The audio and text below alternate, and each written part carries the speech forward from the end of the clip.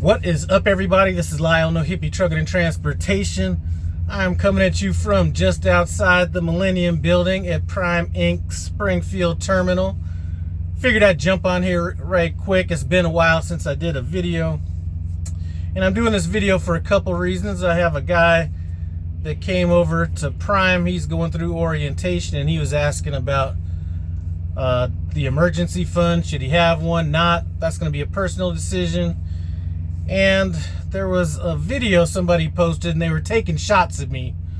And I think that they might not know exactly where I'm at financially and things like that. So I posted a video talking about being $6,400 in the hole a while back. And I think he misinterpreted that as me owing Prime money.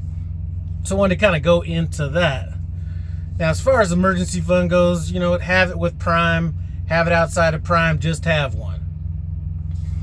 The reason I have one at Prime is for a number of different reasons. When I just had my single truck, you know, having an emergency fund is a good little backup. Plus, if I do want to take those extended breaks at home, my fleet manager can look at it and be like, okay, he's got some money.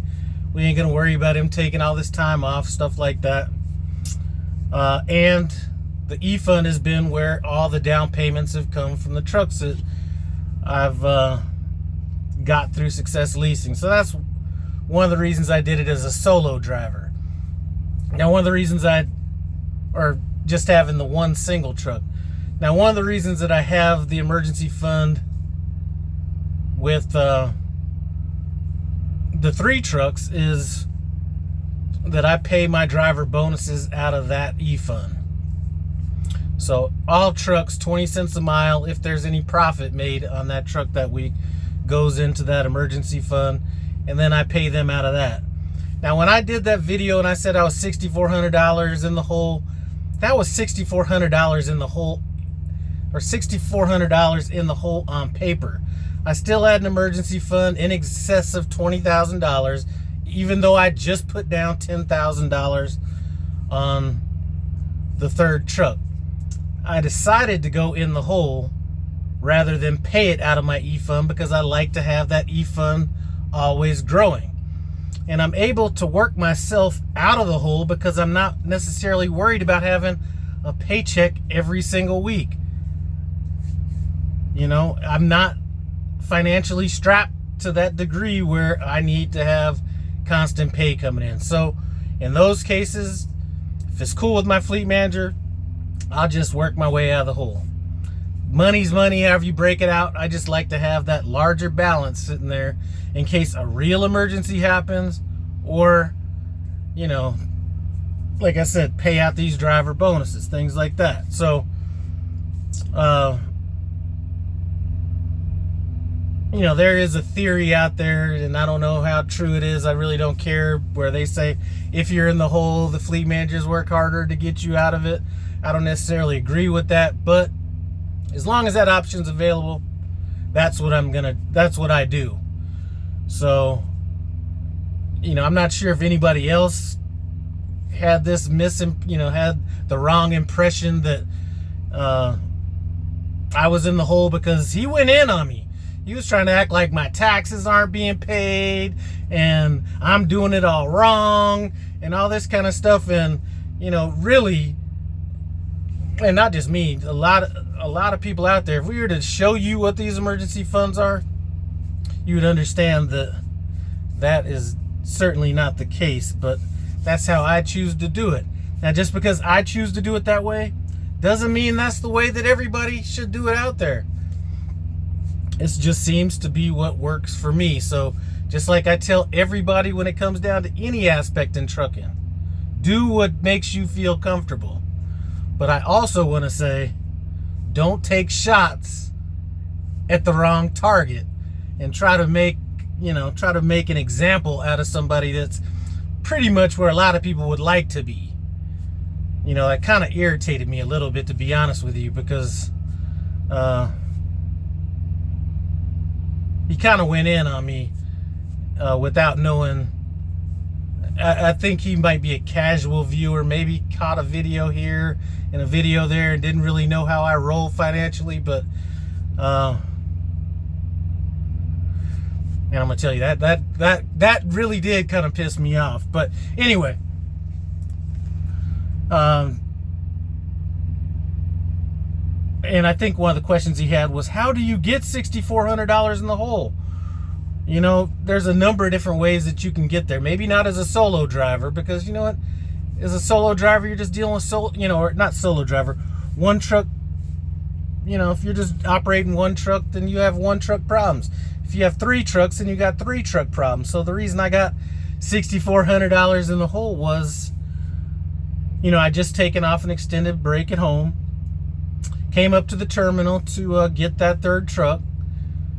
I think Myra was coming through with the load or something, and when she came through, they told her that she needed a tire.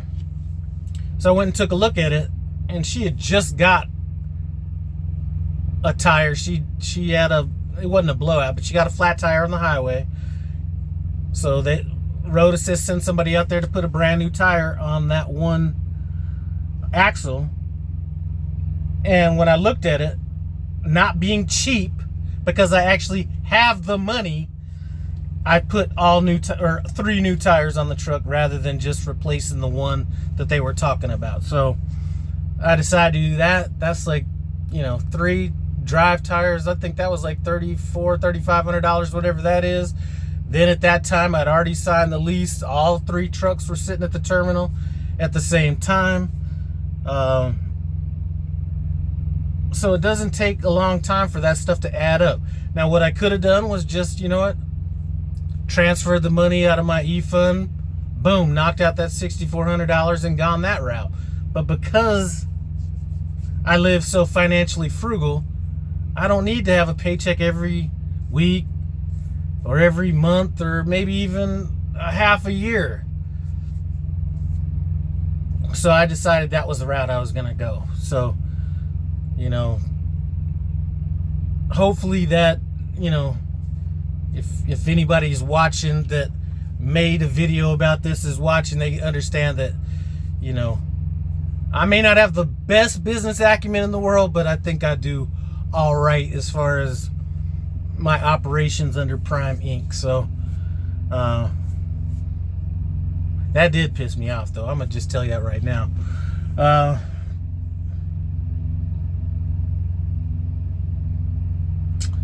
So anyway, that is about it. I'm probably gonna head out of here tomorrow or the day after tomorrow. It has nothing to do with no DOT blitzes or anything like that, but it is just an extra bonus not having to deal with what's going on out there right now. So that's good. And you know, just had, you know, I was just up at the, you know, here comes some more bills. So technically this week coming up, I'm probably going to be in the hole, but I'm not going to owe Prime any money because I got it in my emergency fund. But, you know, I had a driver take some time off a few days ago. The truck that Myra's driving had that same issue with the gear shift that seems to be happening with, I haven't heard any internationals having this problem, but I've heard definitely Freightliners and Peterbilt's having that transmission stock issue. So she came in to get that done. There was a filter that CCV or some kind of a filter that's about $500. So that needed to get done. And then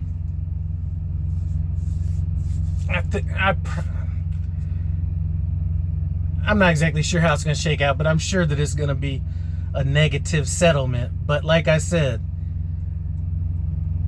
that's on paper. It's not like I'm dealing with any financial adversity or anything like that. I mean, well, we've been going through it over here at No Hippie Truck and Transportation. So, you know, it hasn't been as smooth of a year as it was last year. But every day can't be good days. It's the bad days that make good days good days. Anyway, that's enough. I'm about to shut this down. I appreciate you guys stopping by No Hippie Trucking and Transportation. As always, comment, subscribe, and I'm out.